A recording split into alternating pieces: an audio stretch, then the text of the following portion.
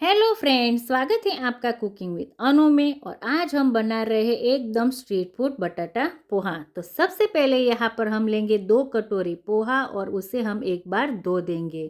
अब यहाँ पर लेंगे एक बारीक कटी हुई प्याज, कड़ी पत्ता, एक हरी मिर्च, मूंगफली के दाने, बारीक कटा हुआ एक आलू।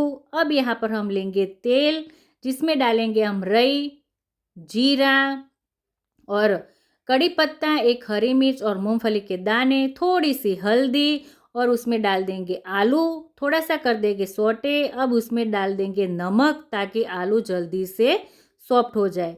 2 मिनट तक उसे ढककर पकाएंगे और बीच बीच में इस तरह से हम मिक्स करते रहेंगे ताकि नीचे चिपके नहीं। अब यहाँ पर एकदम परफेक्ट ऐसे आलू पककर हो गए हैं रेडी, एकदम सॉफ्ट हो गए हैं। तब अब इसमें हम डालेंगे थोड़ा सा गरम मसाला और पोहा।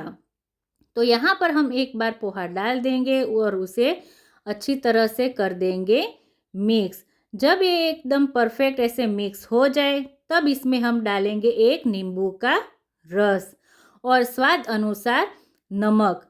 जितने हमने पोहा लिया है उतना ही हमें यहाँ पर नमक डालना है और एक बार यहाँ पर कर देना है मिक्स। अब 5 मिनट तक एकदम धीमी गैस पर हमें उसे पकाना है।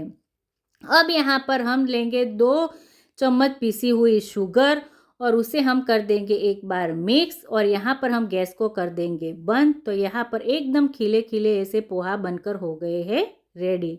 अब इसे हम प्लेट में निकाल देंगे। तो ब्रेकफास्ट के लिए एकदम परफेक्ट ऐसे पोहा बनकर हो गए हैं रेडी। अब ऊपर से डालेंगे हम धनिया, बारीक कटी हुई प्याज, थोड़े से दाडम के दाने, ऊपर से एकदम बारीक डालेंगे सेव। और यहाँ पर हमने बनाई है एकदम परफेक्ट ऐसे पोहा के लिए स्पेशल मसाला, हम ऊपर से उसे डाल देंगे। ऊपर से डालेंगे थोड़ा सा नींबू और एकदम परफेक्ट ऐसे स्ट्रीट फूड पोहा बनकर हो गया है रेडी।